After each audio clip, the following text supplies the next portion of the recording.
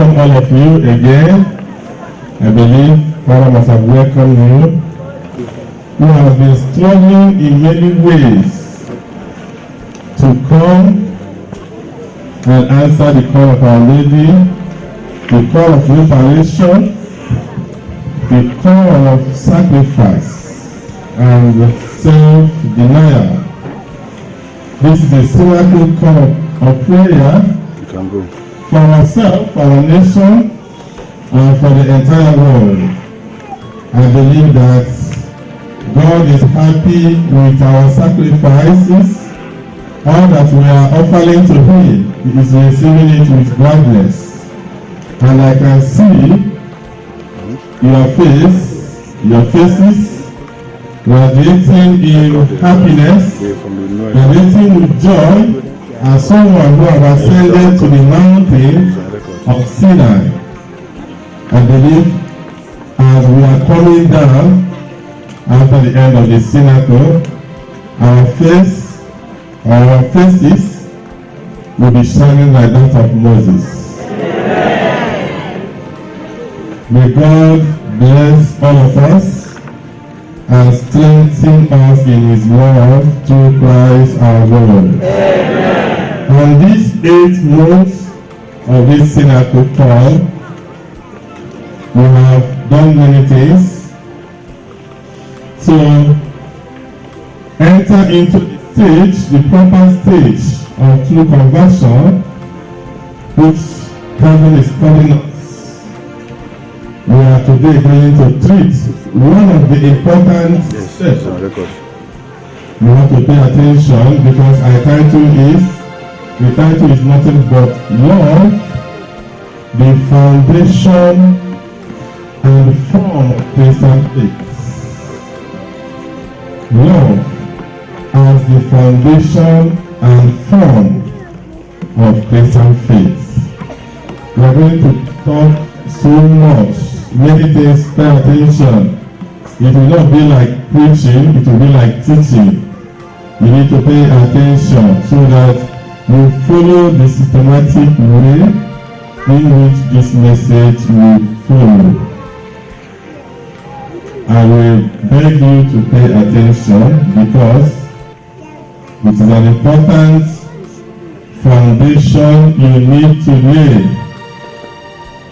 in order to build well the structure of Christian life and perfection. And I believe that all of us here want to be like Jesus. Is it not true? I said, I believe that all of us here want to be like Jesus. And Jesus gave it as a command. It is not only in the New Testament, but also in the Old Testament. God commands, be you holy, as your heavenly Father is holy. So, the call to holiness is a universal call, and Jesus mandated to all His apostles and disciples, all of us who are Christians. There is no supplement, there is no duplicate to this call. There is no alternative. It is one and the single, and that is, we have to be holy as our Heavenly Father is what? So in order to journey in this call of holiness, we need a foundation, a solid foundation. In order to become like Christ, we have to follow the way of Christ.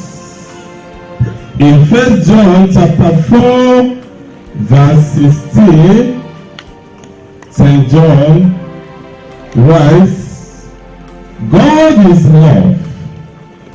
He who abides in love abides in God, and God abides in him. It's a powerful word, speaking from that seraphic saint, St. John Divine, who wrote this episode. I repeat that word again. Pay attention. 1 John 4, verse 16. St. John wrote, God is love, and he who abides in love abides in God, and God abides in him. Before this gospel, before the New Testament, in Deuteronomy chapter 6, verse 4 to 5, there is this word or this statement or sentences they call Shema Israel. That is the prayer which every male child or every person in Israel had to say morning and evening. And they have to cram that word words in their head. And that word reads this way. Hear, O Israel, the Lord our God is one Lord, and you shall love the Lord your God with all your hearts, with all your soul, and with all your might. Three things comes out, or four different ways is stressed here. Number one is love. And this love, which is the foundation, we now ask Israel how they will do it. They have to do it. They have to love God with all their hearts. The heart resembles with the entire body. Then, with all their soul, now we are talking about the immaterial being, immaterial part of us, the soul, which you can call the spirit. So, we are going to do it with all the might, with the union of soul and body. That is the force. We have to use everything we have to love God. And that is the prayer of the Israelites all the days from the time Moses gave them the law at Mount Sinai. They recite this word and see it as a call. Remember my topic, love, the foundation and form of Christian faith, of Christian calling, anyone will put it. This word love in our generation, in our time, has many connotations, has been corrupted in many ways. And again, when we talk of love, we talk of love of love of our country, love we have, maybe your job, the love you have for your job, the love you have for one another, this different type of love. In one of the lessons, I told you a story of how my friend, a Buddhist, a Chinese, was asking me, what is the reason why we Christians, this apostolate, is receiving flower? That flower is love. Love is not for Christians. Christians is meant for cross. What is the relationship between love and the cross and Christianity and flower, the rose of perfect purity?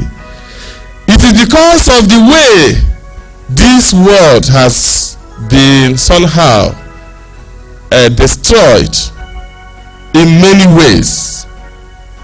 So, but at the high point of this different type of love, there is one that stands out. The love of man and woman. Everyone will begin to talk about, when we talk about love, people see in our modern time, they see evil attached in that word love. If I come up here as you are going out now and I call you, maybe you are a mother, you're a young girl, I come and say, sister, come, I love you. What do you think will come to your mind? You say, what does Barnabas mean? The way he's looking at me, The way his attention is on me. What is going on? Are you okay? Many things can't. Precious blood of Jesus Christ. So we are afraid of love. So love has many connotations. Is anything good in love? Is love all evil? This is a question keep on going. And because of this, we have two extremes or two ends of love. I cannot call it extreme now. Two ends of love. Borrowing from the Greek word eros and agape. Eros begins is the human aspect. Agape is of the divine aspect. Now, see it this way. The world and heaven, the soul and the body, human and divine, in a two, you can call it the dualistic form of love. We see love in these two aspects. I will explain what eros is. Pope John Paul Pope Benedict XVI Ratzinger, Cardinal Ratzinger, wrote his first encyclical, God is Love. And in this powerful encyclical, which I recommend you to go and search and read, it's good because most of my inspiration here follows from that thought of this great man. He defined eros as that love between man and woman, which is neither planned or nor willed, but somehow imposed itself upon human beings. I repeat, and after repeating it, I will now explain. He defined eros as that love between man and woman, which is neither planned nor willed, but somehow imposes itself upon human beings. This type of love we talk about eros, which we see in one aspect, is a type of love which we have in common, in my own language now, we have in common with animals. It only wants to get, it imposes, it puts himself on a person, it forces himself on you. He only wants satisfaction of himself. When he is satisfied, the world is good. But when he is not satisfied, the world is bad. He has nothing to give. He has nothing to sacrifice. It is only to grab, to receive, to eat, to exploit. And that is exactly what is going on in the world today. And many people are already going towards it. That is when we mention love, the first thing that comes, the first form of love that comes with great force is the eros. That is only interested in himself. If he satisfies himself, if he exploits you, then the world is good. So, this type of love is natural to man. We have it in common with animals. We have it in common with the lower creatures. So we have to rise from there to another form of love, which will be our measure.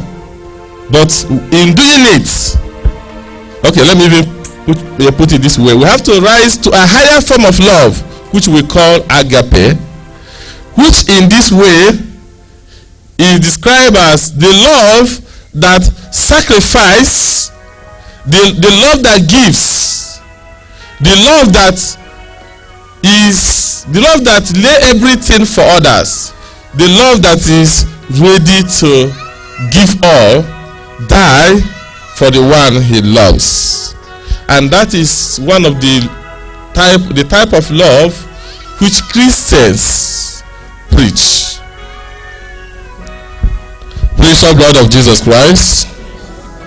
The question now is, in order to move from eros to agape, are we going to destroy eros to go into agape? Or is agape going to disappear and become into eros? So we're going to see, at the end of this lesson, we're going to see how God wished to unite us in the divine call of love. Precious blood of Jesus Christ. There is something I want to put here before we go further. I want you to take it as a note.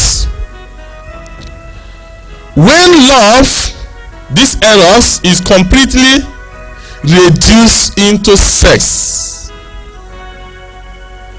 everything about love is completely decay, is completely off.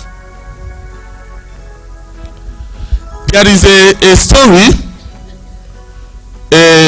following the history of the Egyptians, the Greek, the Romans, what they call sacred prostitution.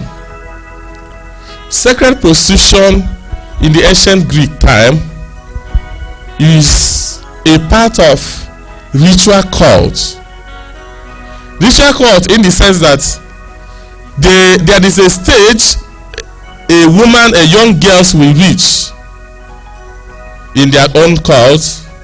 Those young girls will come to the temple, and when they come to the temple with some young men too, in order to grow to another age, they will have prostitution before those Roman gods in the temple. And the Romans at that time believe in doing that, they arose the mind of divine, the God, that whatever they ask God in this time, then God will do it. Precious blood of Jesus Christ. They call it divine intoxication. They use the exercise of prostitution before God in the temple to confuse God. But as if God is watching them doing it, God will no longer know what he's doing. Whatever they ask God, God perform. That becomes one idea those Greek men also have in the early time. In our own African world, we have different aspects. Our own idea about sex is also quite different. But there's something common we see sex as sacred, because it is a union which we believe that life continue from there and procreation continue. We participate in the creation of the universe in it. And in this way, it is quite important for us to know that whenever we talk about eros is that force of love that is in us, that is untamed, that imposes himself on another in order to satisfy his gratification. So man has to rise above this level and go into union with God. Man has to see something beyond this earth and now attain higher and higher to something great. We should not behave like one ancient philosopher, Nietzsche, who, after looking at the 10 commandments, then looking at the commandment that talks about adultery, he said that in this commandment, the church has destroyed the joy of sexual life. Because in this way, he thinks that why God created man and woman is for them to continue to live and have sex like animals. This is his own understanding. He said, the Christian has done the greatest harm of making what God calls happiness, ecstasy, into bitterness, by preventing man not to do as he like, by putting restriction. Precious blood of Jesus Christ. What actual Nietzsche is trying to say is that we have, as far as love is concerned, love ends in eros. There is no preservation. There is no ascending.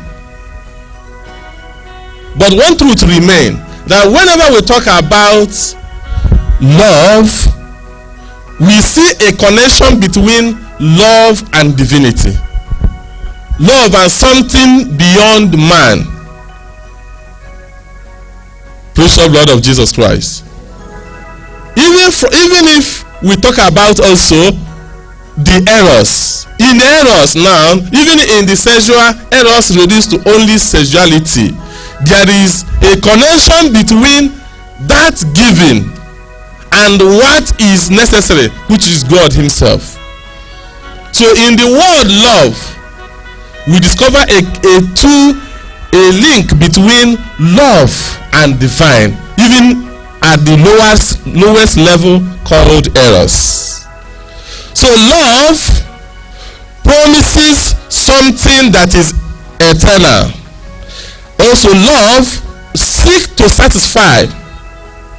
That is one of the reasons when if someone seems to fall in love to you, what that person will need is two important things: exclusiveness and what?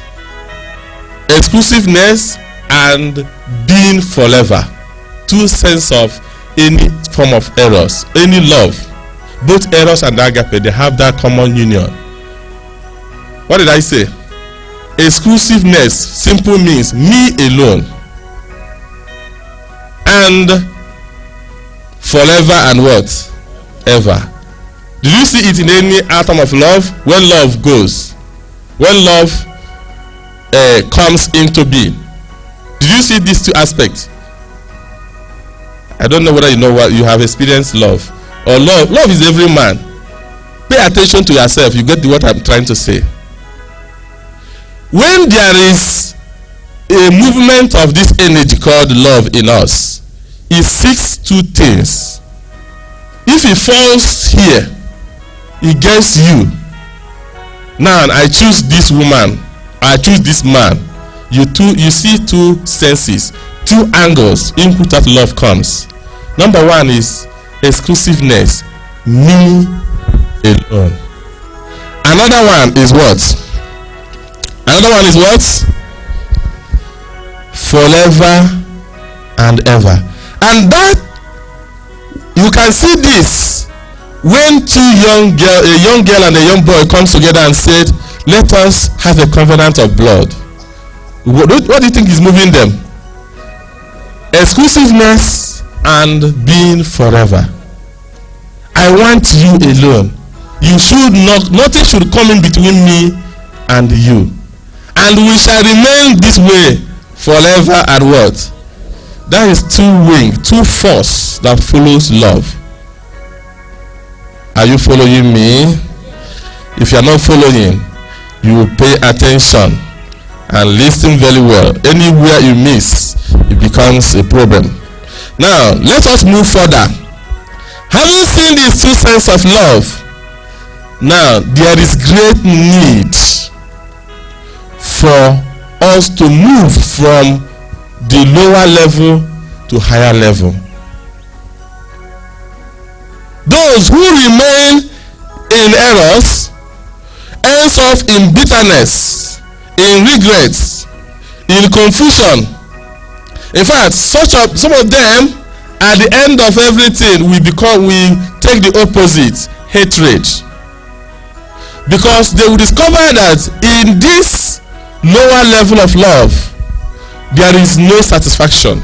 That something is still